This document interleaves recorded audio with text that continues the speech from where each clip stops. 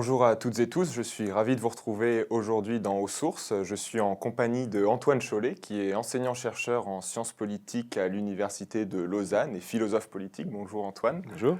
Vous êtes l'auteur de nombreux travaux, plusieurs ouvrages. J'en ai amené deux ici. Le premier dont il sera beaucoup question, c'est Défendre la démocratie directe, qui est paru il y a déjà 5 ou 6 ans, mais qui reste d'une très grande actualité.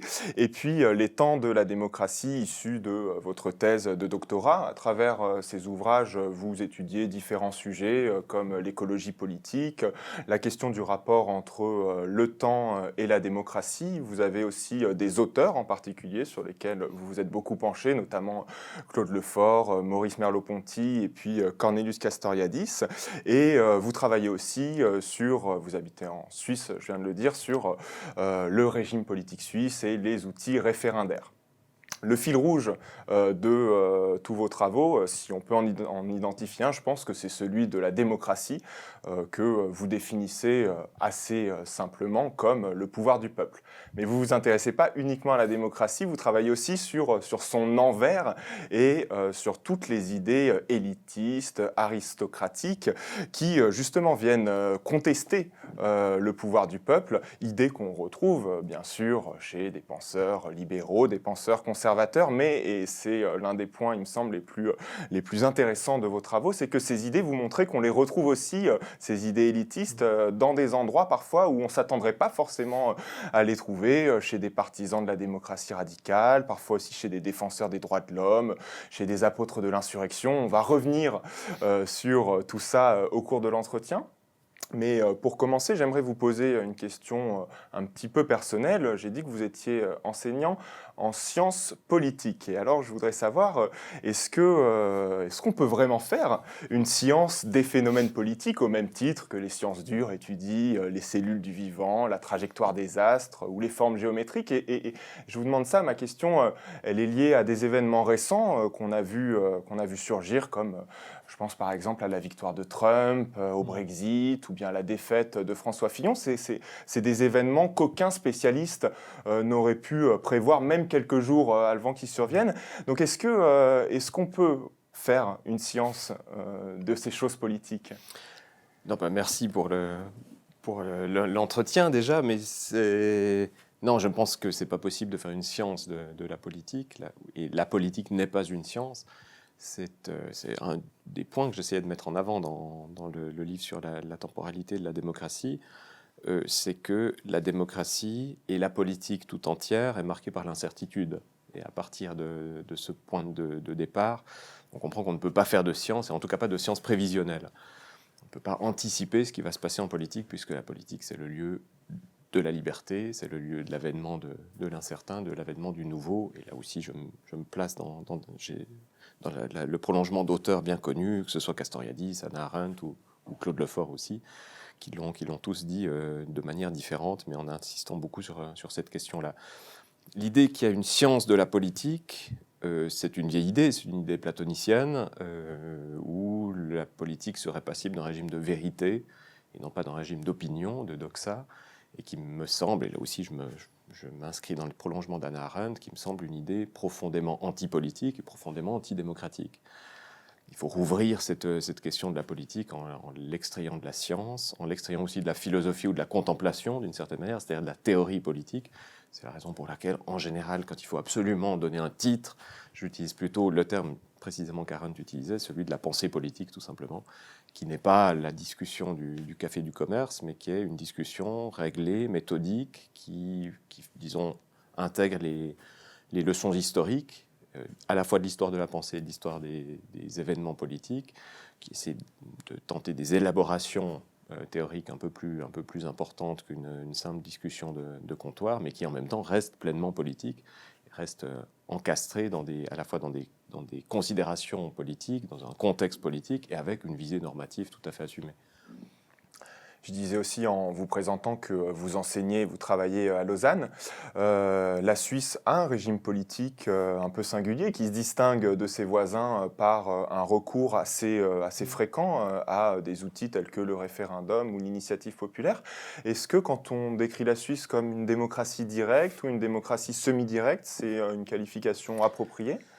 Alors là aussi, c'est une grande question qui agite les spécialistes depuis longtemps. Moi, disons, je renonce à la qualifier avec un seul terme, parce que le terme de démocratie semi-directe, premièrement, ne qualifie pas quelque chose de très précis, a plutôt été utilisé par les opposants du recours au référendum et à l'initiative populaire, comme on l'appelle en Suisse. Je préfère poser le problème en deux morceaux. C'est-à-dire la Suisse est, pour l'essentiel de son fonctionnement, un régime représentatif traditionnel, avec des élus, un gouvernement, un parlement, etc. Et puis à côté, on a un certain nombre d'outils référendaires, précisément, qui sont très intensivement utilisés en Suisse, beaucoup plus que dans les autres pays du monde.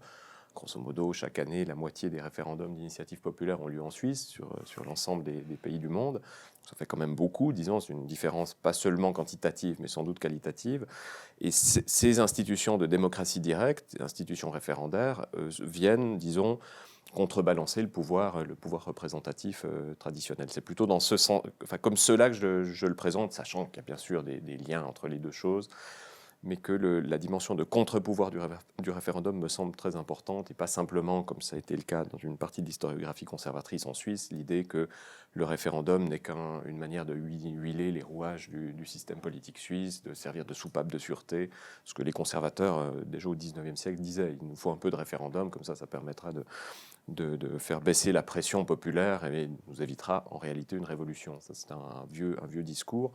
C'est peut-être pas complètement tort, hein, c'est pas délirant de penser cela, mais en même temps, présenter le référendum comme partie intégrante du système politique suisse a des effets politiques, pas seulement des effets théoriques, qui me semblent plutôt moins démocratiques, disons. Donc je préfère qualifier la Suisse comme une espèce de régime mixte. On a un système représentatif et un système de démocratie directe. Et en revanche, je pense que les référendums et l'initiative peuvent être qualifiés de démocratie directe, puisque même si les gens ne sont pas assemblés sur la place fédérale à Berne, dans la capitale nationale, il y a une intervention directe du peuple assemblé, d'une certaine manière, du peuple réuni, du corps civique réuni, et qui relève de ce que l'on peut nommer la démocratie directe. Alors vous parlez de démocratie directe, je crois que vous faites partie de ceux qui considèrent que la démocratie représentative, c'est une contradiction dans les termes, c'est un oxymore. On a reçu ici hors série des intellectuels qui soutiennent la même thèse que vous, Francis Dupuy-Déry il y a quelque temps. On avait reçu aussi l'historien François Doss pour une biographie qu'il avait consacrée à Castoriadis. Est-ce que vous pouvez nous expliquer quels sont l'argument ou les arguments qui vous font considérer que finalement il n'y a de démocratie que directe ou que la démocratie représentative Comme vous l'avez dit au départ, là, si l'on est attentif à l'étymologie du terme, et pour une fois, disons, elle nous éclaire plutôt qu'elle obscurcit le problème dans le cas de la démocratie, si l'on considère que la démocratie c'est le pouvoir du peuple, il me semble assez clair et assez évident que l'intervention directe du peuple, via les référendums, via les assemblées aussi, parce que ça peut être des pratiques d'assemblée, relève de la démocratie, et que, en revanche, le fait de déléguer à des commissaires, comme les appelait Rousseau, mais qui précisément ne sont plus tout à fait des commissaires, c'est-à-dire des représentants qui ensuite s'autonomisent du mandat populaire, ne relève pas d'une pratique authentiquement démocratique. Cela étant dit, il faut faire attention. Là, je pense que Bernard Manin l'avait bien montré dans les principes du gouvernement représentatif. Le système représentatif intègre des éléments de démocratie. Le suffrage dit universel, mais un suffrage qui s'étend quand même sur une partie importante de la population, avec des avancées bien sûr successives, mais c'est important de montrer qu'il y a des avancées précisément. On a intégré les femmes, on a intégré les ouvriers, on a intégré les domestiques, etc. On intégrera peut-être bientôt les étrangers dans le corps civique. Ça, c'est un élément démocratique, bien sûr, du gouvernement représentatif, de la même manière que l'existence d'un espace public ou d'une sphère publique de débat où chacun peut intervenir, où il est légitime de contester les politiques décidées au niveau central. Aujourd'hui, il est possible, dans cette émission-là ou ailleurs, de contester la politique d'Emmanuel Macron sans se faire immédiatement enfermer ou déporter dans le Haut-Doubs, disons. Donc ce sont des éléments démocratiques. Et de ce fait-là, il ne faut pas disons, mélanger les deux types d'arguments. Il y a un argument théorique et puis ensuite il y a un argument de qualification des régimes. De ce point de vue-là, je pense que Bernard Manin avait tout à fait raison de mettre le doigt sur ces éléments démocratiques, parce qu'ils sont importants. Et j'ajoute aussi ça, peut-être maintenant, et plus qu'il y a quelques années dans le livre que j'avais fait sur la démocratie directe, parce que on s'aperçoit que ces éléments démocratiques-là sont attaqués aujourd'hui aussi par certains penseurs. Et le simple fait que l'on puisse, notamment après l'élection de Trump, demander au peuple ou au corps civique d'élire ses dirigeants commence à être contesté dans certaines fractions à la fois des élites académiques, universitaires, intellectuelles ou politiques. Et donc, on a un élément tout à coup qui nous paraissait absolument évident et garanti qui est en train d'être affaibli ou d'être attaqué. De la même manière pour l'espace public. Les discussions sur les effets qu'auraient eu les réseaux sociaux sur l'élection de Trump étaient très inquiétantes, puisque d'une certaine manière, on laissait entendre que s'il n'y a pas des grands journaux tout à fait bien établis qui peuvent filtrer les opinions qui sont présentes dans la population, eh bien, on se retrouve avec un type comme Trump à la présidence des États-Unis. Donc là, je pense qu'on peut reprendre vraiment l'analyse de Bernard Manin. Il y a des éléments démocratiques et ils sont eux-mêmes attaqués. Donc, non, je dis ça pour qu'en conclusion, on ne dise pas, nous, trop rapidement, nous ne vivons pas en démocratie, nous sommes dans un régime absolument antidémocratique, donc dans lequel tous les chats sont gris d'une certaine manière, c'est-à-dire qu'il n'y a plus de différence entre les différents régimes. Et puis, de l'autre côté, il y aurait une démocratie peut-être un peu rêvée ou un peu fantasmée qui n'est pas encore advenue. Ou, pour le dire dans des termes un peu différents, c'était, je crois, Jacques Rancière qui le disait comme cela, parmi les États de droit oligarchique, ou ce qu'il appelle, lui, les différentes polices, enfin, toutes les polices ne se valent pas. C'était la phrase de Jacques Rancière, plus ou moins. C'est-à-dire qu'il y a bien des régimes politiques, régimes policiers dans son vocabulaire, qui ne se valent pas, qui ne sont pas absolument identiques. Castoriadis disait à peu près la même chose. Quand il parle des oligarchies libérales, il insiste bien pour dire qu'elles restent libérales. C'est-à-dire qu'il y a un certain nombre de droits fondamentaux qui sont garantis et qui lui permettaient à lui de pouvoir donner ses séminaires à l'EHESS, par exemple. Et donc la démocratie directe, elle, c'est un régime qui fonctionne sans représentants. Est-ce que ça veut dire que tout fonctionne en assemblée, que tout est horizontal, qu'on se réunit finalement et puis on discute et ensuite on n'a plus qu'à voter, mais on n'a pas besoin comme ça de forme verticale de pouvoir Dans n'importe quel type de collectivité, mais ça va de la petite association jusqu'à la cité, peut-être même à un État de grande taille, il y a des délégations à imaginer, à organiser. Ça, Johan Dubigeon, qui vient de sortir un livre sur la démocratie des conseils, l'explique bien. Les conseils ouvriers notamment, ont toujours intégré cette nécessité de déléguer un certain nombre de compétences et un certain nombre en particulier de compétences d'exécution et de coordination à un niveau qu'on ne peut plus vraiment appeler supérieur, mais un niveau peut-être plus concentré, plus synthétique. Ce qu'on a vu en Hongrie en 1956, ce qu'on a vu pendant la Commune de Paris et à d'autres moments aussi. Donc ça, c'est une tâche qui est tout à fait nécessaire, tout à fait indispensable, mais qui doit se faire sous conditions, bien évidemment. C'est là l'immense différence, c'est-à-dire la différence entre l'élection d'un représentant qui ensuite s'autonomise de sa base, d'une certaine manière, et qui fait ce qu'il veut, d'une certaine manière, pendant le temps de son mandat, et puis de l'autre côté, une délégation à un commissaire, pour reprendre le terme de Rousseau dans le contrat social, qui doit rendre des comptes, qui peut être révoqué, qui peut être contesté, qui peut être remplacé par un autre commissaire à un moment ou un autre, selon les sujets, et qui bien sûr introduit une dynamique complètement différente entre la base et le sommet, pour reprendre une métaphore, mais qui, de ce fait-là, n'est plus tout à fait adaptée. Donc les critères, c'est pour avoir des délégués qui entrent dans un cadre de démocratie directe plutôt que des représentants qui s'autonomiseraient, c'est, vous avez dit, révocabilité. Il y en a un certain nombre. Il y a la révocabilité, il y a le mandat qui n'est pas forcément impératif, mais qui est au minimum semi-impératif. Et puis, il y a un retour régulier aux assemblées de base, ce qu'on a vu pendant la Révolution française avec les sections parisiennes, et ce que l'on a vu à d'autres moments historiques, y compris dans des exemples de plus longue portée historique, parce qu'on nous oppose toujours que la Révolution française ou la Commune de Paris sont des exemples très courts, pendant des moments révolutionnaires qui ne sont pas institutionnalisables à long terme. Mais vous avez un exemple qui est le canton des Grisons en Suisse, qui a pendant à peu près 3 siècles fonctionné sur un système de délégation et de mandat impératif avec des retours, ce qu'on appelait un référendum précisément. Il fallait en référer à toutes les collectivités, notamment les communes, les vallées, etc., les villages, dès qu'une décision centrale était prise. Et c'est un système qui a fonctionné pendant 3 siècles. Alors avec bien sûr des lourdeurs et des lenteurs, mais en même temps pas nécessairement plus de lenteur que dans des grands systèmes avec des administrations pléthoriques qui elles aussi ralentissent la machine et l'exécution des tâches.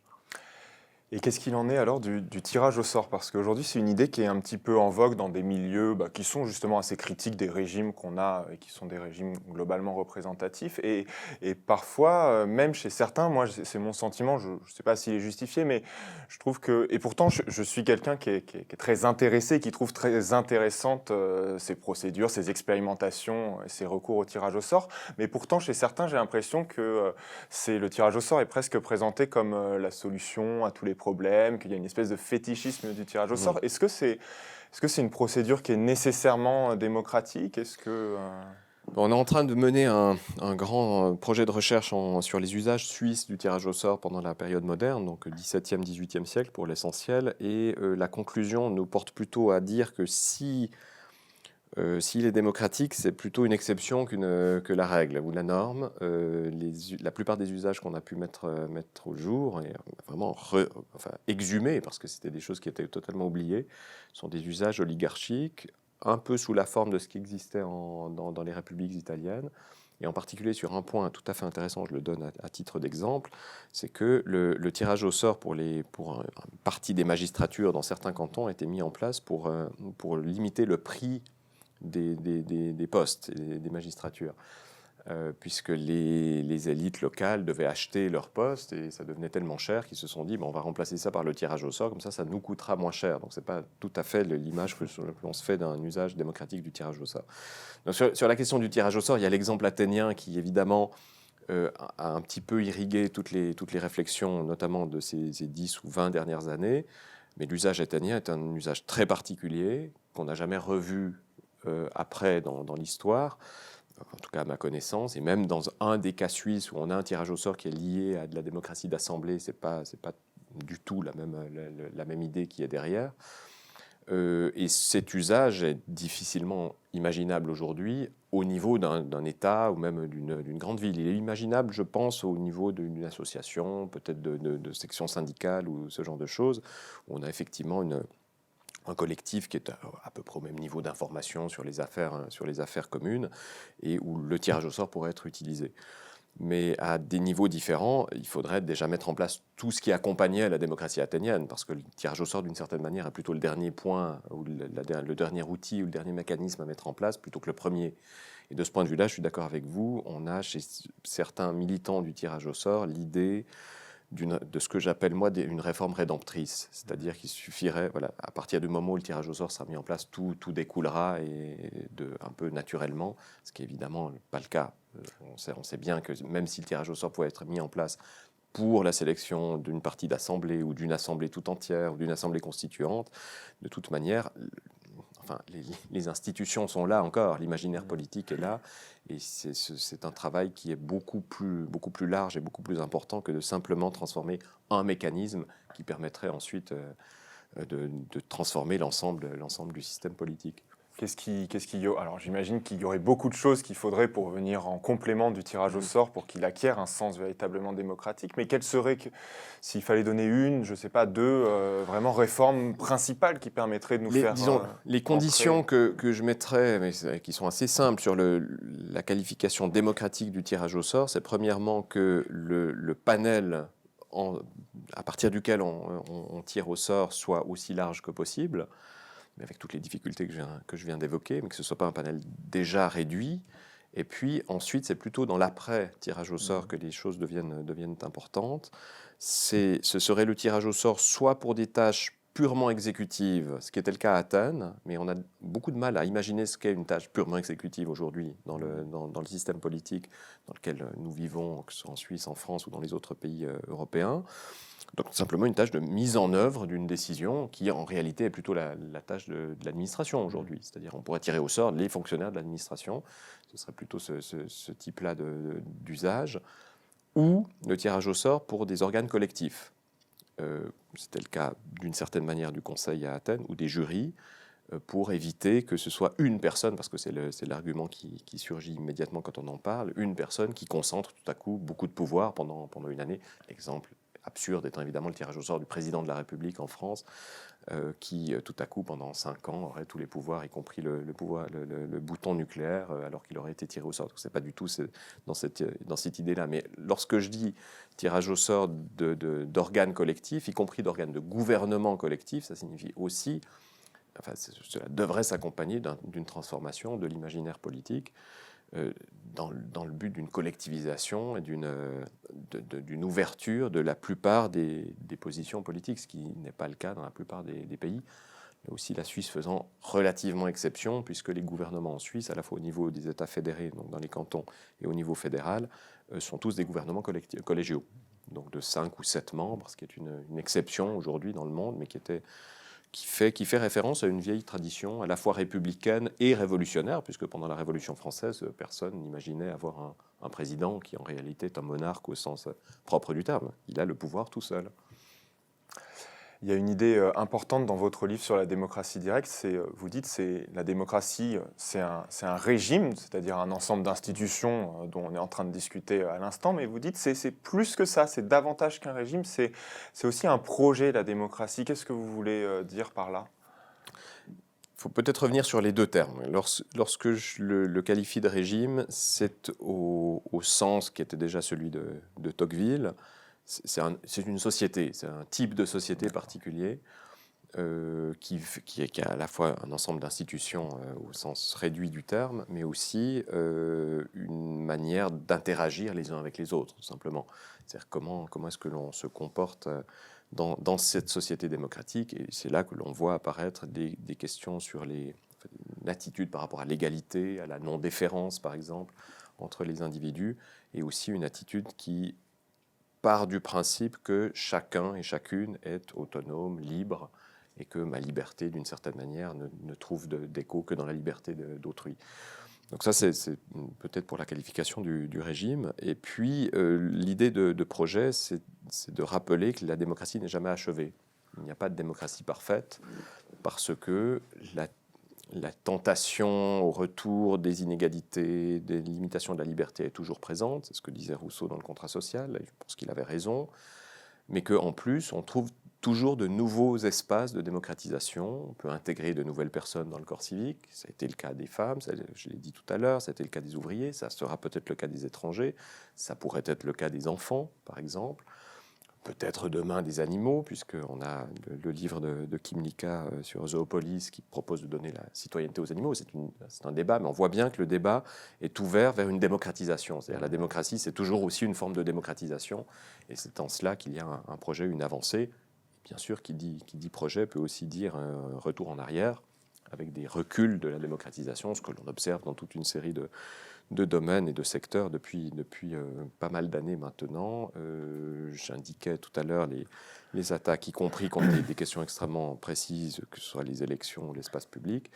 Il y a quelques mois, ou l'année passée, est paru un livre aux presses de Princeton qui s'appelle « Contre la démocratie » de Jason Brennan, qui est professeur dans une université américaine et qui s'oppose frontalement à la démocratie. Donc le projet démocratique n'est pas assuré. À mon sens, ça va dans la définition même du terme de projet. Alors, contre la démocratie, on va y venir justement, puisque vous avez écrit un livre qui s'appelle « Défendre la démocratie directe », donc on pourrait dire pour la démocratie. Et dans ce livre, le travail que vous faites, c'est que vous essayez d'identifier les principaux arguments des élites, alors des élites suisses, mais en réalité, je pense qu'on pourrait faire à peu près le même type de travail sur les élites françaises, les arguments des élites contre la démocratie. Alors, avant qu'on revienne sur ces différents arguments, je voudrais vous poser une question préalable, c'est celle du rapport entre la démocratie et les élites. Est-ce que la démocratie, elle a vocation à aller vers la disparition des élites, et qu'est-ce qu'une élite d'ailleurs au passage, ou est-ce que la démocratie, parce que vous avez un certain nombre d'auteurs, de penseurs, de politistes, Schumpeter, Dahl par exemple, qui considèrent que la démocratie peut tout à fait se satisfaire de la présence d'élites, c'est même la définition qu'ils en donnent, ils disent la démocratie c'est un régime dans lequel on a des élites, mais justement des élites qui sont plurielles, qui sont divisées, il y a des élites de droite, de gauche, des élites économiques, des élites politiques, donc voilà, à partir du moment où il y a plusieurs élites, c'est de la démocratie. Est-ce que vous, cette définition de la démocratie, elle vous satisfait? La définition de Schumpeter et celle de Dahl, qui n'est pas tout à fait la même, ne me satisfont pas complètement. Même si Robert Dahl a beaucoup évolué dans ses travaux des années 70-80, il devient presque démocrate radical d'une certaine manière. Mais en effet, les travaux des années 50 sur la polyarchie, c'est un peu différent. Donc non, ce sont des définitions dont je m'éloigne, puisque, comme je l'ai dit tout à l'heure, pour moi, la démocratie, c'est d'abord le pouvoir du peuple. Alors, il s'agit de savoir si dans un régime où le peuple a un pouvoir, disons, raisonnable, est-ce qu'il y aurait encore des élites, et qu'est-ce qu'on entend par élite? Je pense qu'on peut donner deux définitions différentes des élites. Une définition sociologique, celle de Wright Mills, d'ailleurs, à laquelle s'attaque... que Dahl attaque explicitement, une définition plutôt sociologique, c'est-à-dire on va regarder quelles sont les personnes que l'on retrouve dans les gouvernements, à la tête des grandes entreprises, à la tête de l'armée, etc. Et puis on voit qu'en plus elles circulent assez facilement, donc ce qu'on voit encore. Le nouveau patron de la Fed vient d'être nommé par Trump. Il était dans une banque ensuite. Il a fait quelques années au directoire de la Fed et puis maintenant il en devient le gouverneur. Donc ça c'est quelque chose d'assez clair et que l'on voit dans tous les pays. Dans tous les pays riches, que ce soit l'Europe, l'Amérique du Nord ou les autres pays. Et puis, il y a peut-être une définition un peu différente. C'est peut-être celle que j'avais en tête quand j'ai écrit le livre. C'est les personnes qui ont la parole. C'est-à-dire ceux qu'on entend. Alors, en l'occurrence, là, on en fait partie maintenant, puisqu'on est dans une situation qui n'est pas tout à fait... La caméra n'est pas dans la rue, on ne fait pas parler les personnes qui, précisément, n'ont pas la parole. Donc, c'est une définition un tout petit peu différente. Et sur ce point-là, la démocratie doit être radicalement subversive, c'est-à-dire elle doit donner la parole à tout le monde. Un régime démocratique, c'est un régime où tout le monde a la parole, tout le monde peut prendre la parole, à commencer par le lieu de l'Assemblée, qui est le lieu par excellence de la prise de parole, comme les historiens d'Athènes l'ont montré, mais d'autres aussi. Les travaux de Marcel Détienne sur la prise de parole en Assemblée sont tout à fait importants de ce point de vue-là. Par rapport à la définition sociologique de l'élite, dans un régime démocratique même assez avancé, il y aura toujours des riches et des pauvres, il y aura toujours des gens un peu plus riches et un peu moins riches, disons. Il ne faudra pas qu'il y ait des gens trop riches ou des gens trop pauvres. Et là aussi, Rousseau l'avait dit très clairement dans le contrat social, et c'est un argument important, mais il y aura des différences sociales, il y aura des groupes, il y aura des solidarités, il y aura sans doute un parti oligarchique, comme ça existait dans les cités grecques, et un parti populaire ou un parti démocratique. Et ce sont des choses qui sont inévitables et qui font partie de la démocratie elle-même. Si la démocratie n'a plus d'opposition interne, et qui peut être une opposition contre la démocratie elle-même, c'est une démocratie inachevée, c'est une démocratie à laquelle il manque quelque chose et à laquelle il manque une contestation interne. Donc sociologiquement, la société démocratique n'est pas une société comment dire, là, on entre dans des débats un petit peu différents. Ce n'est peut-être pas une société sans classe, pour le dire clairement. D'accord. Alors, sous l'Ancien Régime, les élites, notamment la noblesse, elles pouvaient assumer leurs idéaux et leurs idées antidémocratiques, élitistes. On a la parole et c'est très bien qu'on la conserve parce que c'est nous qui savons où guider la société, pour dire les choses rapidement. Aujourd'hui, c'est plus compliqué pour les élites de se présenter ouvertement antidémocratiques parce que tout simplement, c'est plus dans l'esprit du temps, que si par ailleurs elles veulent briguer les suffrages des citoyens, il vaut mieux pas se dire antidémocrate. Et donc, et pourtant, ce que vous montrez dans le livre, c'est que dans le fond, elles restent quand même assez élitistes, assez aristocratiques, mais simplement elles ne peuvent plus tenir des attaques frontales contre la démocratie. Elles sont obligées de recourir à des idées un petit peu plus subtiles, parfois à des subterfuges rhétoriques. Et vous dites là où on voit bien que les élites sont restées en partie aristocratiques, c'est dans leurs attaques contre la démocratie directe. Alors, il y a plusieurs grands arguments qui reviennent. Je voudrais qu'on les examine un par un. Il y en a au moins 4 qui me semblent vraiment importants. Celui, d'abord, qu'on entend, il me semble, vraiment à chaque fois qu'on propose ou qu'on met sur la table la démocratie directe, c'est l'argument de la taille. Voilà. À Athènes, c'était possible parce que mettre quelques milliers de personnes dans la même assemblée, c'est physiquement réalisable. Mais aujourd'hui, dans les États modernes, avec des millions de personnes, c'est impossible. Qu'est-ce que vous répondez à Oui, ça? c'est un vieil argument. Hein. C'est un argument qui apparaît déjà au XVIIIe siècle. Les auteurs qui écrivent les Federalist Papers aux États-Unis l'utilisent déjà.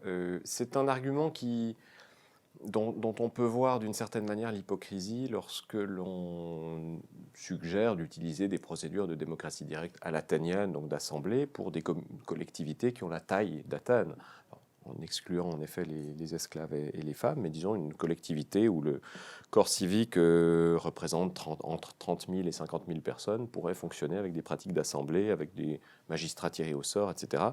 Et il est évident que cette proposition n'apparaît jamais. C'est-à-dire, on dit la France est trop grande pour être une démocratie au sens athénien du terme, ou les États-Unis, mais on pourrait très bien imaginer qu'un quartier de Paris fonctionne comme ça, ou qu'une petite commune fonctionne comme ça. Et là, la proposition n'est jamais faite. C'est-à-dire qu'on élit un maire comme on élit un président de la République. Donc ça c'est le premier point qui me semble tout à fait important. Et en plus, il y a des exemples. Il y a des exemples de fonctionnement d'assemblées aux États-Unis avec ce que l'on appelle les town meetings, qui sont relativement peu connus de ce côté-ci de l'Atlantique, mais qui fonctionnent depuis le XVIIIe siècle à peu près, dans une partie de la Nouvelle-Angleterre, donc le nord-est des États-Unis. Et puis, il y a les 2 exemples suisses qui restent de démocratie d'assemblée, dans un canton notamment qui, précisément, compte à peu près 30 000 citoyens. Donc, jusqu'à cette taille-là, c'est quelque chose d'imaginable. On peut voter toutes les lois une fois par année en s'assemblant sur une place et en donnant la parole potentiellement à tout le monde. C'est-à-dire n'importe qui peut prendre la parole, et y compris faire des ajouts, des demandes d'amendement aux textes qui lui sont proposés. Donc, jusqu'à cette taille, c'est ce qui représenterait quand même une bonne partie des communes françaises, ce serait imaginable. Et ensuite, au niveau national, avec des États qui, en effet, comptent des millions d'habitants, eh bien, c'est par des moyens un peu détournés, par exemple le moyen référendaire, que l'on peut réinjecter d'une certaine manière de la démocratie directe, étant entendu que le référendum au niveau national ne sert à rien si on n'a pas toute une série de pratiques à la fois référendaires et d'assemblée au niveau local. Les deux choses vont ensemble. Mais le référendum, on peut l'organiser à n'importe quelle taille. On pourrait organiser un référendum mondial sans aucun problème. Et même, je sais pas, la Californie organise des référendums très régulièrement avec une population de 30 à 40 millions d'habitants. Donc c'est tout à fait imaginable. Et la Suisse qui le fait là aussi très fréquemment au niveau national avec entre 5 et 6 millions de citoyens et citoyennes. Il n'y a pas de différence absolue entre 5-6 millions de personnes et une trentaine ou une quarantaine de millions, disons. Les procédures sont les mêmes. On ne peut pas s'assembler à 6 millions comme on ne peut pas s'assembler à 40 millions. Mais par contre, on peut très bien organiser un référendum avec des bulletins, avec toute une information qui est organisée autour, avec ces populations-là. Alors la deuxième grande objection, hein, c'est celle qui consiste à souligner l'incompétence, notamment l'incompétence politique du peuple et puis du citoyen ordinaire. Hein. C'est quelque chose qu'on retrouve aussi très souvent. Là, le premier exemple qui me vient en tête, hein, c'est Didier Ribon dans Retour à Reims qui parle de sa grand-mère et qui dit « Mais vous n'imaginez pas, mais quelle folie si demain vous tirez au sort et que vous tombez sur ma grand-mère qui vote Front National et qui n'a aucune idée de ce qui se passe aujourd'hui en France, mais quel malheur pour l'ensemble de la société. » À l'argument de l'incompétence, disons qu'il faut peut-être opposer deux arguments. Le premier, qui est sérieux, mais qu'à moitié, c'est que depuis l'élection de Donald Trump à la Maison-Blanche, on sait bien qu'il n'y a pas besoin d'être compétent pour être président des États-Unis.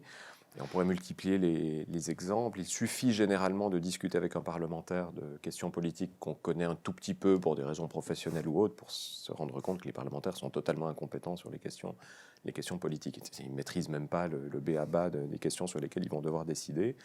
Et les ministres, c'est la même chose. Hein. Expérience faite, on est parfois un tout petit peu surpris des réponses qu'ils nous font. Donc ça, c'est un premier élément de réponse. Le deuxième, c'est l'argument d'Aristote, c'est-à-dire c'est la personne qui porte les chaussures qui les juge le mieux plutôt que la personne qui les fabrique. Et si la fabrication des chaussures, comme la construction d'une centrale nucléaire ou d'une ligne de TGV, demande des compétences techniques, le fait de juger des conséquences, des effets de cette décision et de cette construction, et aussi de l'opportunité de le faire, n'appartiennent pas aux spécialistes. Le fait de savoir si 70% de l'électricité en France doit être produite par des centrales nucléaires ou non ne doit pas appartenir aux techniciens, aux ingénieurs nucléaires ou au corps des mines ou que sais-je, mais appartient à l'ensemble de la population. Et en tout cas, à l'ensemble du corps civique, on peut multiplier les exemples. Donc il y a quand même toute une série d'éléments à prendre en compte en termes de... Enfin, qu'est-ce qu'on entend par compétence ? La compétence politique, c'est-à-dire la compétence de décider des options les plus importantes dans une collectivité, quelle qu'elle soit, appartient à l'ensemble des membres de cette collectivité, pour la simple et bonne raison qu'ils vont devoir assumer les conséquences des décisions qu'ils vont prendre. Et ça, on retrouve ça dans toute l'histoire de la démocratie, ça va de la Grèce ancienne jusqu'à John Dewey ou Castoriadis. Ce sont les personnes qui sont affectées par une décision qui doivent... Qui sont les mieux à même et qui doivent, par conséquent, y prendre part. Avec sans doute des niveaux de connaissances variables entre elles, mais c'est précisément l'importance du moment de délibération, de discussion, de confrontation des opinions, au sens fort du terme. Ce n'est pas simplement le fait de peser des opinions. Alors on a 48% des gens qui sont pour ça, 52% pour ça, et ça ne peut pas changer, mais au contraire d'envisager que la délibération permet de faire évoluer les positions si c'est une délibération authentique et honnête, c'est-à-dire une délibération qui ne ressemble pas à au simulacre de délibération qu'il y a dans un Parlement aujourd'hui. Dans un Parlement, les positions sont définies à l'avance par les partis politiques. Ça a toujours été comme ça, donc ce n'est pas très surprenant. Et chacun vote ce que le parti a dit qu'il fallait voter. Une délibération d'assemblée, ça se passe un petit peu différemment. C'est-à-dire qu'il y a des gens qui y arrivent, qui ne savent pas très bien qu'en penser, il y a des nouveaux arguments qui peuvent apparaître, et il peut y avoir des modifications des positions. Pas forcément dans un sens qui nous plaît, hein, d'ailleurs. Moi, c'est un point que je rappelle tout le temps. La démocratie n'assure pas que mes opinions vont toujours gagner. Enfin, ça serait complètement délirant de le penser. Et je suis bien placé pour le savoir, puisque quand on défend des positions plutôt à gauche en Suisse, on perd 9 fois sur 10, disons. Mais le problème, ça c'est un problème subséquent d'une certaine manière. Il faut déjà faire en sorte que les personnes directement concernées puissent participer à ces décisions, et ensuite il y a débat et discussion et décision. Mais que les personnes qui sont affectées par la décision doivent être elles-mêmes celles qui prennent la décision, si je vous comprends bien, ça ne veut pas dire qu'il faut entièrement se débarrasser des experts. Ça veut simplement dire qu'ils doivent savoir rester à leur place. Voilà. On peut avoir besoin d'ingénieurs en sûreté nucléaire pour nous conseiller. Je préfère effectivement qu'on ne tire pas au sort les ingénieurs nucléaires pour construire l'EPR, ou même si ça ne fonctionne pas très très bien apparemment, mais enfin, ça fonctionnerait sans doute pas mieux si on tirait au sort les gens. Mais c'est une tâche d'exécution, tout simplement. C'est une tâche d'exécution, et y compris lorsque les décisions peuvent leur paraître peu pertinentes. J'ai un exemple qui me vient en tête qui est intéressant, c'est les transversales ferroviaires alpines en Suisse. Tous les experts disaient qu'il fallait construire qu'un seul tunnel à travers les Alpes. La décision politique a été d'en construire 2 avec un référendum. Et les tunnels sont déjà quasi à saturation quelques années après leur ouverture, ce que les experts n'avaient pas prévu, précisément. Alors, je ne sais pas forcément que les citoyens l'avaient prévu non plus, mais ça signifie simplement que les experts n'ont pas toujours raison, pour le dire un peu simplement, et que de toute manière, la décision doit être une décision politique. Et sur ce niveau-là, à la fois d'investissement et d'implication, à la fois d'équilibre entre les régions, d'objectifs politiques de transfert du trafic routier au trafic ferroviaire, par exemple, ce sont des questions politiques et non pas des questions d'experts ou des questions techniques. Alors ceux qui s'opposent à la démocratie directe ont un troisième argument, et moi c'est peut-être celui-là que je trouve le plus intéressant, c'est de dire mais finalement est-ce que les citoyens ont envie de la démocratie directe? Est-ce qu'ils ont envie d'être appelés à participer? Parce que ça demande quand même une participation aux affaires politiques beaucoup plus prenante et chronophage qu'aujourd'hui on se contente d'y aller une fois tous les 5 ans. Est-ce que les gens ont envie tous les jours de faire ça? Est-ce qu'ils ne préféreraient pas, finalement, comme c'est un peu le cas aujourd'hui, vaquer à leurs affaires personnelles, à leurs occupations privées? Est-ce qu'on désire la démocratie directe? C'est pas, disons que la démocratie n'est pas naturelle.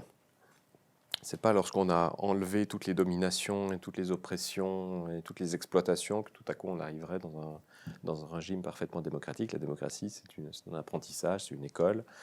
On ne naît pas citoyen, on le devient, pour le dire un peu simplement. Et la participation aux affaires collectives, c'est un apprentissage, et c'est une formation, c'est une paideia, comme le disait Castoriadis. Enfin, c'est une éducation totale, enfin, sur l'ensemble des aspects de la vie. Je ne pense pas, moi, qu'il y ait de démocratie ou d'égalité ou de liberté naturelle, par exemple. Je me situerais assez loin de certains des travaux. Je ne sais pas, on peut penser à Clastres ou à d'autres auteurs qui pensaient que c'était à la fois le capitalisme et la centralisation étatique qui avaient conduit à l'abandon de la démocratie. Disons que ce n'est pas une histoire qui me satisfait complètement. Et ça, on le voit dans n'importe quelle structure. Même dans une toute petite association, il faut toujours se battre pour que les gens continuent à participer, pour lutter contre la loi d'entropie de la démocratie, comme l'avait appelé Rosan Vallon il y a très longtemps, c'est-à-dire que les assemblées générales se vident. Et en effet, on le voit. Donc il faut pouvoir susciter ce désir, cette volonté de participer, cette volonté de s'occuper des affaires collectives, des affaires communes. Et ça, c'est un travail permanent et sur l'ensemble de la société. Il y a un quatrième, alors il y en aurait beaucoup d'autres, mais il y a un quatrième argument sur lequel j'aimerais qu'on revienne, et je voudrais vous laisser l'exposer parce que il me semble particulièrement subtil, c'est celui des droits de l'homme. Parce que généralement, on considère qu'un régime démocratique, c'est un régime qui protège et garantit et qui fait des droits de l'homme sa valeur suprême. Et vous dites attention quand même, les droits de l'homme peuvent aussi servir par moments à freiner ou à réduire la démocratie. Est-ce que vous pouvez expliquer un peu ça? C'est l'argument. C'est assez contre-intuitif. Oui, mais on l'a vu concrètement. En fait, moi, c'est vraiment très empirique, hein, l'apparition de cet argument. On l'a vu concrètement dans certaines campagnes sur des référendums en Suisse. C'est l'argument libéral qui consiste à dire que les discussions et les décisions démocratiques doivent être comprises à l'intérieur de certaines frontières. Et les frontières sont précisément celles des droits fondamentaux. Donc en opposant explicitement les deux choses. Si on fait tomber cette digue, si on fait éclater ces frontières-là, eh bien, les citoyens assemblés vont commencer à attaquer les droits fondamentaux. Vous allez voir, ils vont rétablir, je ne sais pas quoi, des pogroms ou mener la vindicte populaire sur certaines catégories de personnes, avec une imagerie peuple en furie qu'on a vu pendant tous les 2 derniers siècles. Hein. C'est quelque chose qui était déjà très présent pendant la Révolution française. Attention, si vous ne cadrez pas un peu cette masse en furie, vous allez voir, elle va massacrer tout le monde, elle va aller brûler des quartiers, etc. Donc cette présentation théorique est malheureusement assez efficace parce qu'elle permet d'opposer droits fondamentaux et démocratie. Alors que, de mon point de vue, dans une perspective démocratique, il faut les lier les uns à l'autre, disons. La démocratie s'accompagne des droits fondamentaux, et d'ailleurs, les droits fondamentaux ont leur origine dans la démocratie. Et d'une certaine manière, je me souviens il y a longtemps avoir entendu le juge à la Cour suprême américaine, Stephen Breyer, des juges les plus libéraux au sens américain du terme de la Cour suprême, qui disait « sans l'assentiment populaire, d'une certaine manière, à ce que je représente, c'est-à-dire à la Constitution et notamment aux 10 premiers amendements de la Constitution américaine, je ne sers à rien.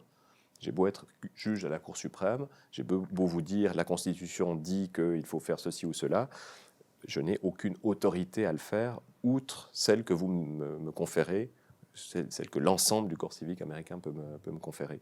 Je pense que c'était la présentation qu'il faut faire pour comprendre l'articulation de démocratie et droits fondamentaux, si l'on n'est pas dans cette perspective libérale d'une séparation. Et j'ajoute une autre chose quand même, on a discuté d'ailleurs avec Francis Dupuy-Derry il y a peu de temps, disons, les attaques les plus importantes contre les droits fondamentaux n'ont pas été le fait de référendums et de décisions populaires. Nous vivons actuellement en France sous un régime d'état d'exception ou d'état d'urgence depuis maintenant presque 2 ans, qui a été en plus stabilisé.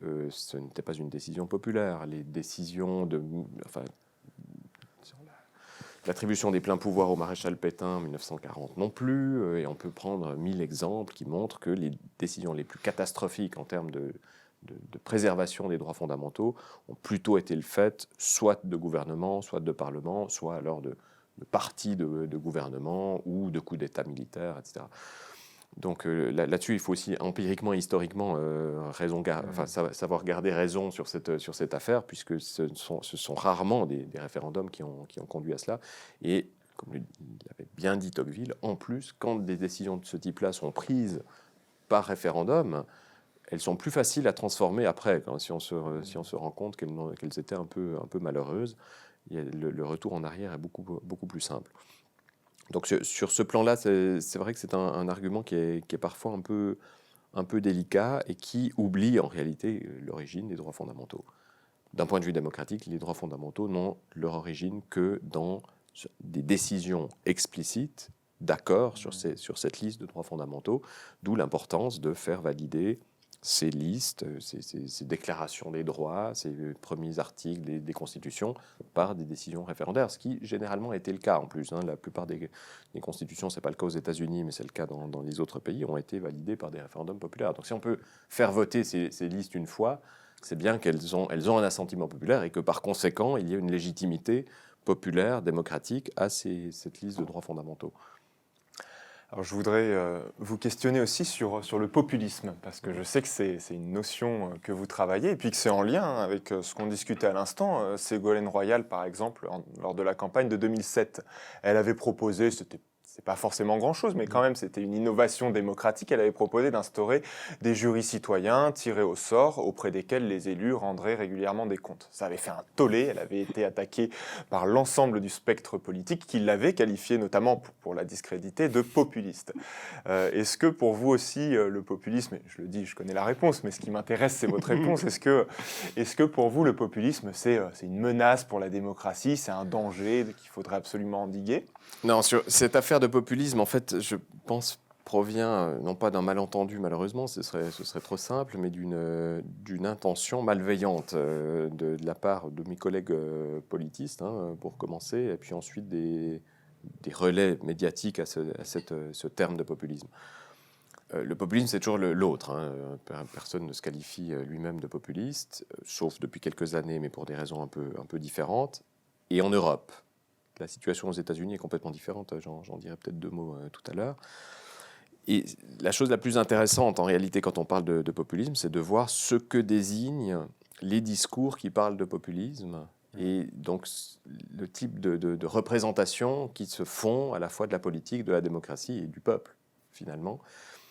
Et en reprenant cet ensemble de discours, on s'aperçoit que c'est une position très largement antidémocratique, d'une crainte du peuple, ou d'une peur du peuple, parfois assez viscérale, et de cette idée qu'il suffit là aussi de faire tomber les digues qui enserrent un peu le débat public pour que tout à coup le chaos arrive. Et c'est une vieille imagerie antidémocratique en réalité, c'est-à-dire tout à coup, si on laisse la totale liberté au peuple, aux citoyens, aux citoyennes, eh bien, ils vont commencer à faire n'importe quoi, à élire n'importe qui, à se mettre à traiter les gens de tous les noms, et ne plus reconnaître l'autorité, ne plus reconnaître les préséances, etc. Et c'est quelque chose qui est très fort dans ces discours sur le populisme, qui, alors là, en avançant un tout petit peu dans l'analyse, on s'aperçoit que c'est un retour quand même, dans une certaine mesure, de certaines positions moyennement, voire pas du tout démocratiques de la science politique. La science politique ne s'est pas constituée, on le disait au début de l'entretien, ne s'est pas constituée autour d'un idéal démocratique, c'est plutôt un idéal technocratique de bonne gestion de l'État. Et lorsqu'on parle de bonne gestion de l'État, généralement, les éléments démocratiques, c'est ce que Lefort appelait la démocratie sauvage, le fait que ça cadre pas complètement. On n'arrive jamais à mettre un couvercle qui est tout à fait ajusté à la casserole. Dans une démocratie, eh bien, ça, c'est quelque chose qui est considéré comme un défaut, comme un excès, comme un danger, bien évidemment.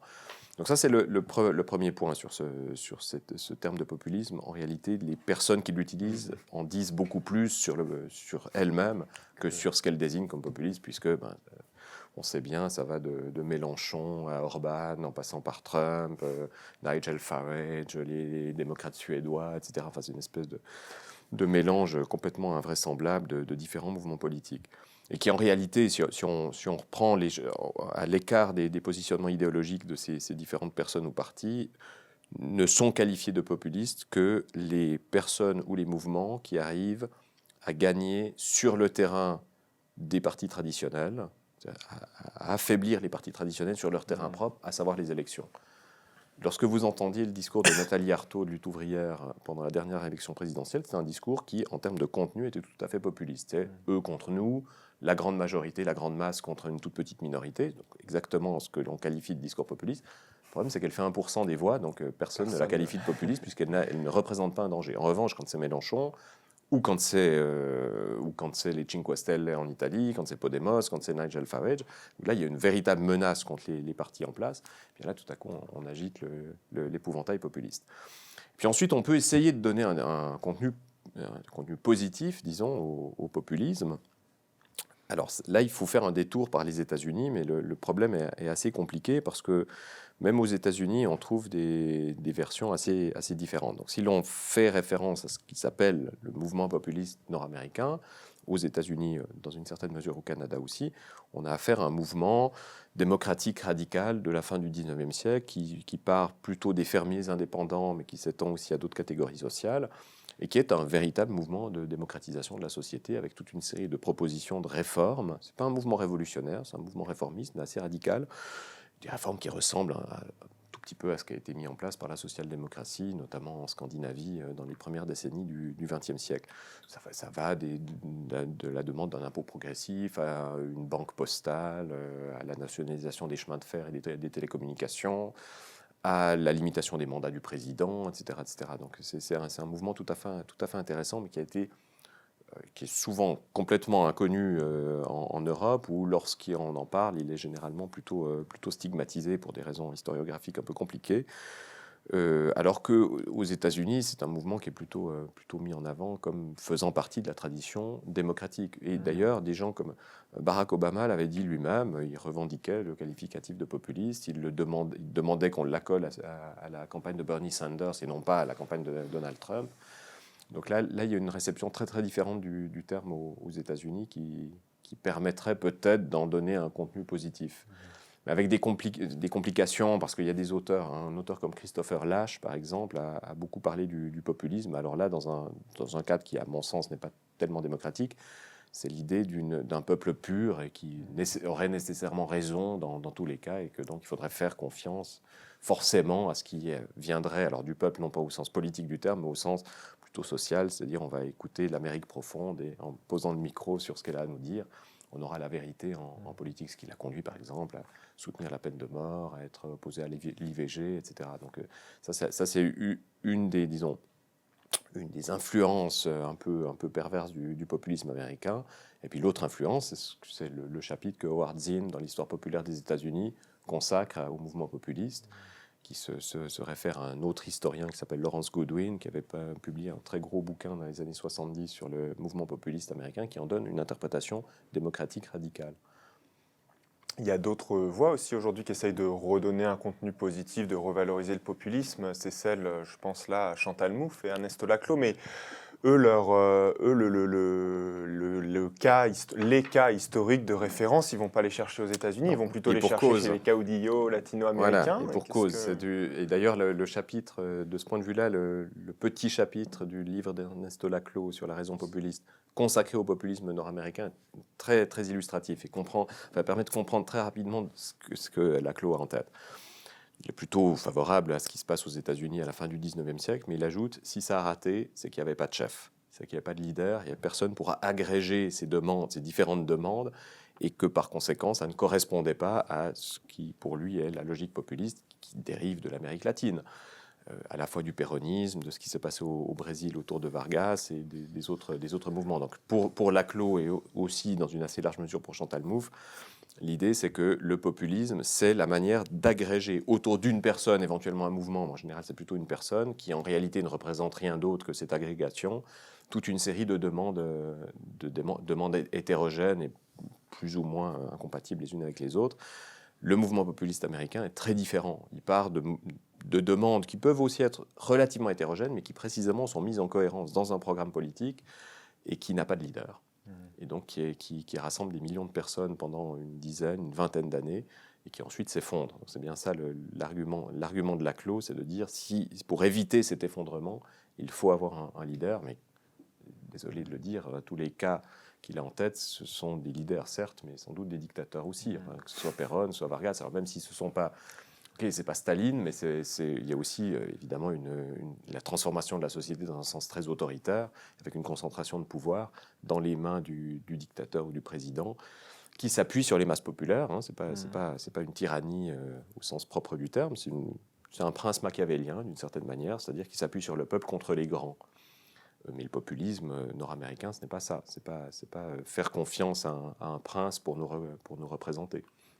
Il y a peut-être aussi, il y a la question du leader, il y a peut-être aussi celle du rapport aux institutions, parce que quand Chantal Mouffe promeut son populisme de gauche et qu'on l'interroge sur, par exemple, ce qui s'est passé à Nuit debout ou dans le mouvement du 15M en Espagne en 2011, elle a des commentaires assez durs vis-à-vis de ces mouvements. Elle dit que ça reste du côté, quelque part, des enfantillages, de personnes qui refusent de prendre leurs responsabilités, de rentrer dans les parlements, d'intégrer des partis. Donc pour elle, ça reste assez inoffensif, irresponsable, parce qu'il faut rentrer dans les institutions. Oui, bah ça va un petit peu dans le même sens. Et là aussi, on voit la différence d'analyse sur le cas américain, parce que dans le livre de Lawrence Godwin, donc Democratic Promise, qui a jamais été traduit en français, pour lui, le début de la fin, d'une certaine manière, c'est précisément la transformation en parti politique. Et quand ce mouvement, qui est un mouvement coopérativiste au départ, crée un parti qui s'appelle le People's Party, d'où l'appellation de parti populiste et de populiste pour qualifier les membres de ce parti. Et c'est à partir de ce moment-là, après 2 campagnes présidentielles, que le mouvement s'effondre complètement.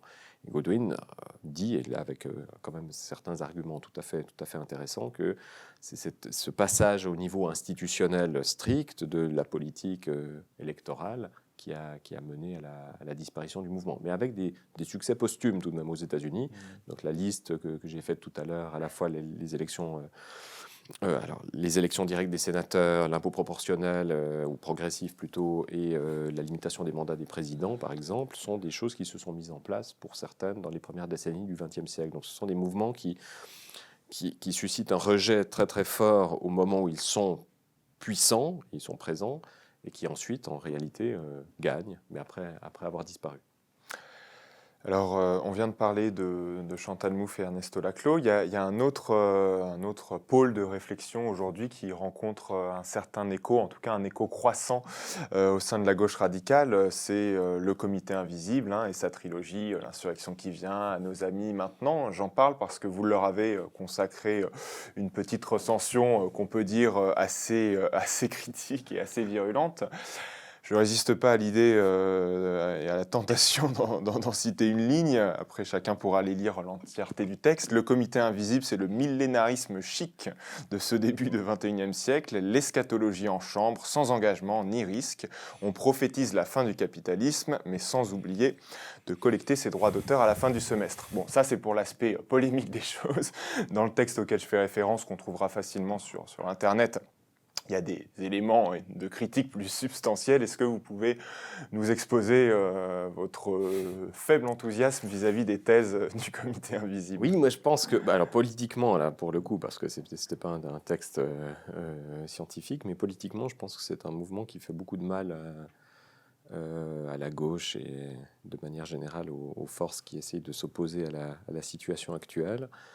D'abord par une critique qui me semble très excessive des institutions existantes, disons, de la gauche précisément. Et ça, c'est une vieille affaire de savoir jusqu'où, lorsque l'on critique les partis et les syndicats, par exemple, et les associations aussi, à partir de quel moment la critique, une critique interne, donc d'amélioration des structures internes, se transforme en critique des instances elles-mêmes. Et la critique antisyndicale, il ne faut jamais oublier que, critique antipartisane aussi peut-être, mais surtout la critique antisyndicale, il ne faut jamais oublier qu'on trouve toujours des alliés très enthousiastes de cette critique à l'extrême droite, et dans la droite même la plus traditionnelle, puisque en effet, pour eux, les syndicats sont des organisations qui ont un certain pouvoir, une certaine puissance, qui agrègent encore des nombres pas totalement insignifiants de personnes. Certes, en France, les syndicats sont très faibles, mais si on prend la situation en Angleterre, en Allemagne, où les syndicats sont beaucoup plus institutionnalisés, ou en Scandinavie encore davantage, c'est une véritable force sociale. Et dans la rhétorique du comité invisible, il y a une position, comme ils le disent eux-mêmes, destituant, donc il faut se sortir de toutes ces institutions. Et moi, dans mon travail là, alors militant, je sais bien ce que signifie cette pratique de désinstitution. Ça permet peut-être des moments d'opposition, mais complètement déliés les uns des autres, alors qu'il y a un travail constant à faire, un travail de résistance constant qui ne peut être fait que par des formes institutionnelles. Qu'on réforme les syndicats, je suis le premier à le vouloir, bien sûr, dans un sens plus démocratique, dans un sens plus participatif, avec des options politiques qui sont décidées à la base et non pas au sommet, ça c'est tout à fait évident. Un travail anti-bureaucratique au sens que les gens de socialisme ou de barbarie donnaient à ce terme-là. Donc là-dessus, c'est tout à fait clair, mais il ne faut pas jeter le bébé avec l'eau du bain, le bébé d'organisations qui permettent de fédérer une puissance collective avec la critique de la manière dont ces organisations sont construites et de la manière dont elles fonctionnent aujourd'hui. Donc ça c'est un point tout à fait sérieux. Et puis ensuite, il y a un aspect, il se revendique du situationnisme, donc c'est un aspect à la fois de critique chic, avec une langue qui est très travaillée, mais qui relève plus de la critique littéraire que de la critique politique réelle. Donc c'est un autre ennui quand même dans ce travail du comité invisible, mais qui a eu beaucoup de succès. Donc c'est aussi la raison pour laquelle j'avais essayé quand même de pointer le doigt sur quelques problèmes, et en particulier sur cette histoire du catastrophisme, de cette forme particulière de catastrophisme qui annonce systématiquement que la fin est à portée de main. Enfin, il suffit d'attendre un petit peu, puis ça va s'effondrer. Ce qui conduit précisément à des activités politiques qui sont des activités de retrait,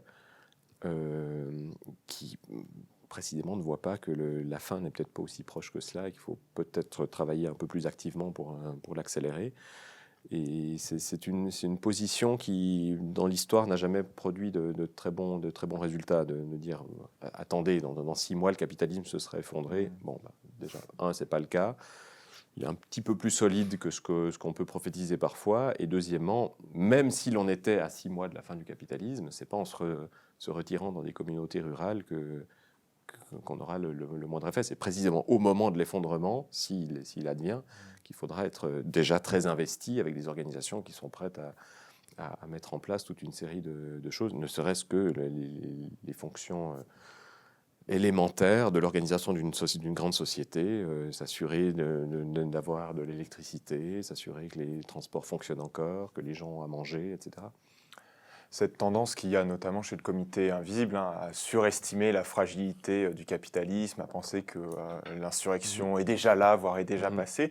Est-ce que c'est pas quelque chose qu'on retrouve même un petit peu plus largement dans notre époque? Je pense à la question des régimes représentatifs et de la représentation. Il y a un thème qui circule, enfin qu'on voit tous les jours sur les manchettes des journaux, qui est d'ailleurs aussi véhiculé par un certain nombre de politistes, qui est celui de la crise de la représentation. On nous dit sans cesse qu'on est en crise de la représentation, que les gens vont plus voter, qu'ils se méfient des politiciens qui se désintéressent de la chose publique, mais en fait, ça fait des décennies qu'on parle de crise de la représentation, et ces régimes représentatifs, jusqu'à preuve du contraire, ils sont toujours là.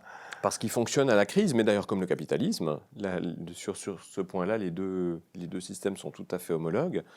Lorsqu'on se dit oui, ça fait 10 ans que le capitalisme a un petit peu de mal, on oublie qu'au 19e siècle, il y a des périodes de stagnation, voire de recul, donc de décroissance, au sens un peu mathématique du terme, pendant 20, 30 ans. Enfin, c'est des choses que le mode de production capitaliste a déjà connues. Et pour la représentation, elle fonctionne à la crise depuis le départ.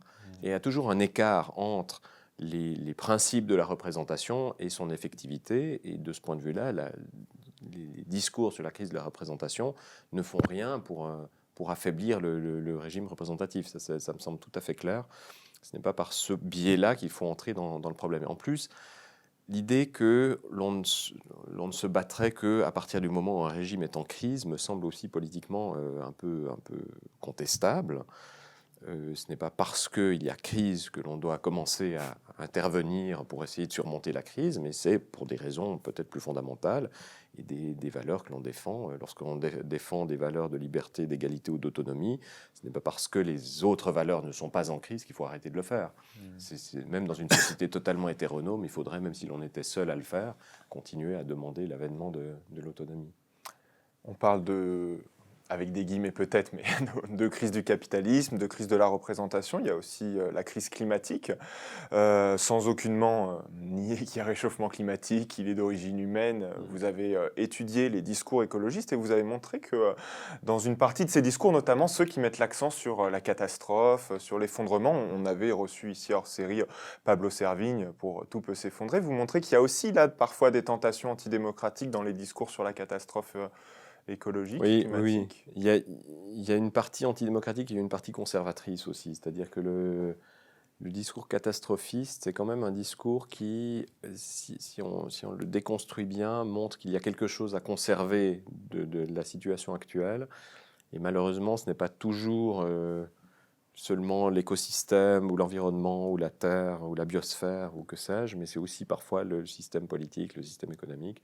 Et les discours catastrophistes, en réalité, dévient la critique des causes véritables de la dégradation de l'environnement, qui sont un mode de production particulier qu'on nomme généralement le capitalisme, vers des remèdes à la marge en disant il faudrait, alors bon, ça prend des figures complètement ridicules, il faut éteindre votre lampe quand vous partez d'une pièce, mais c'est aussi des figures un tout petit peu différentes, par exemple implanter des éoliennes à côté des centrales nucléaires dans le cas de la France, ou faire de l'ingénierie industrielle, etc., pour limiter la pollution.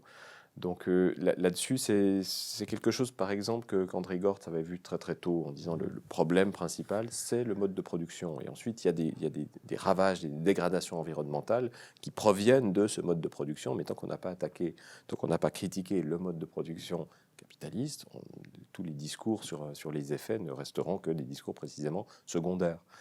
Et le catastrophisme, généralement, s'attaque uniquement à ces questions secondaires en disant il faut absolument faire quelque chose immédiatement parce que la crise est tellement grave qu'il faut agir sans délai, sans retard, et en oubliant toutes les causes plus profondes.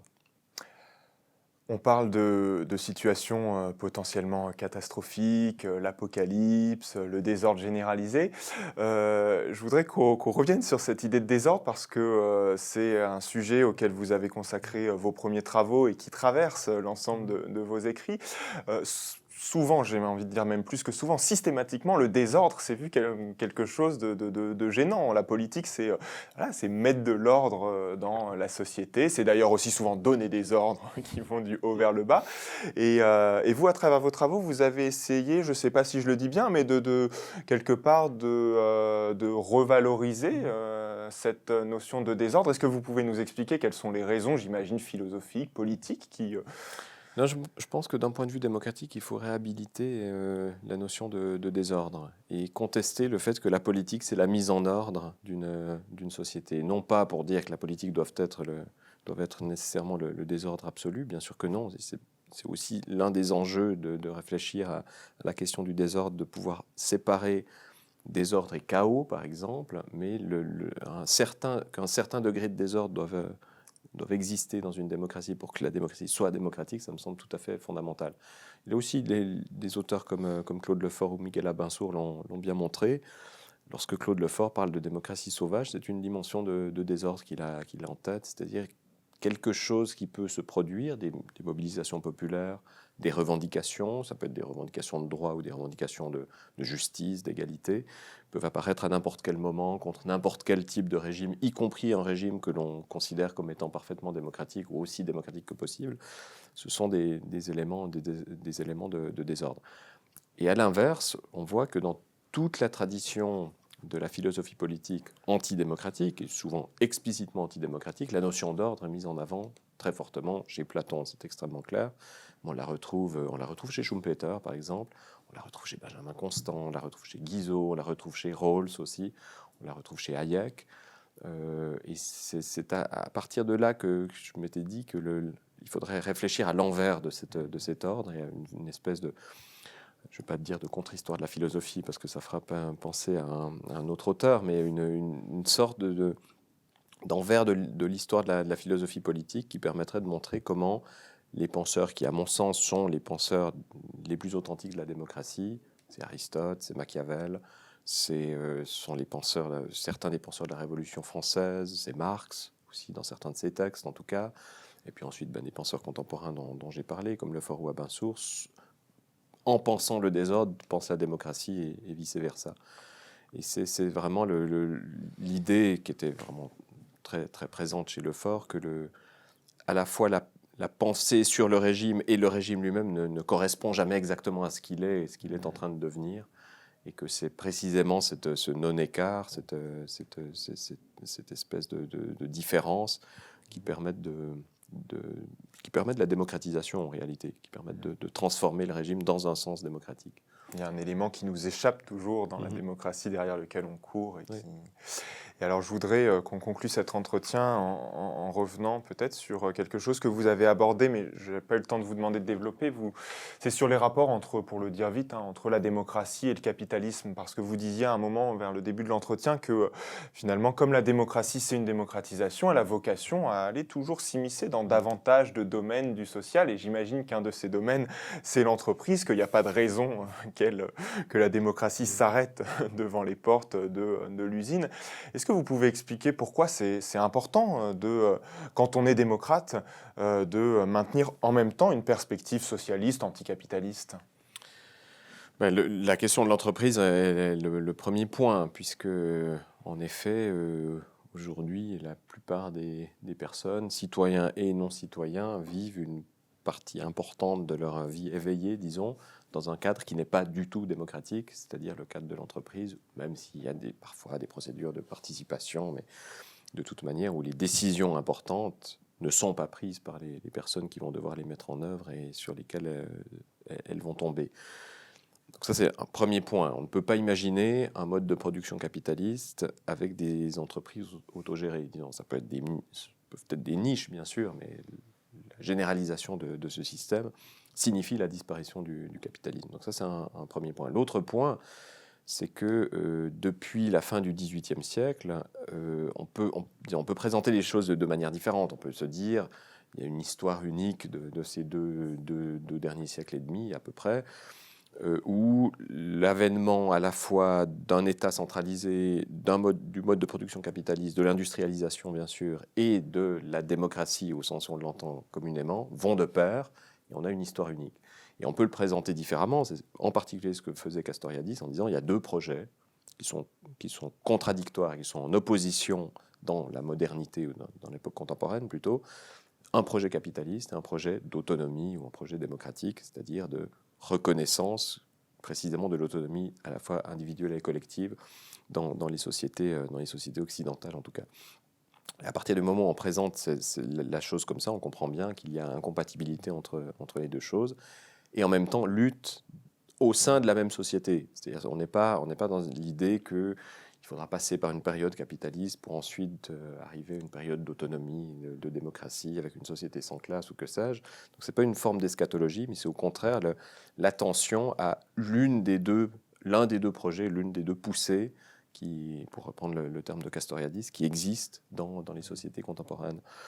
Et cette présentation me semble à la fois, disons, historiquement plus exacte, puisqu'en effet, il y a contradiction, il y a lutte à plusieurs moments, avec des moments de très grande tension et des moments un peu de relâchement du projet d'autonomie, disons. Et puis surtout, elle me semble politiquement plus intéressante, puisque ça permet précisément de montrer en quoi l'avancée de ce projet d'autonomie conduit nécessairement à critiquer l'ensemble du système de production dans lequel nous vivons aujourd'hui. Donc ce n'est pas simplement sur la question de l'entreprise, mais par exemple aussi sur la question de l'État.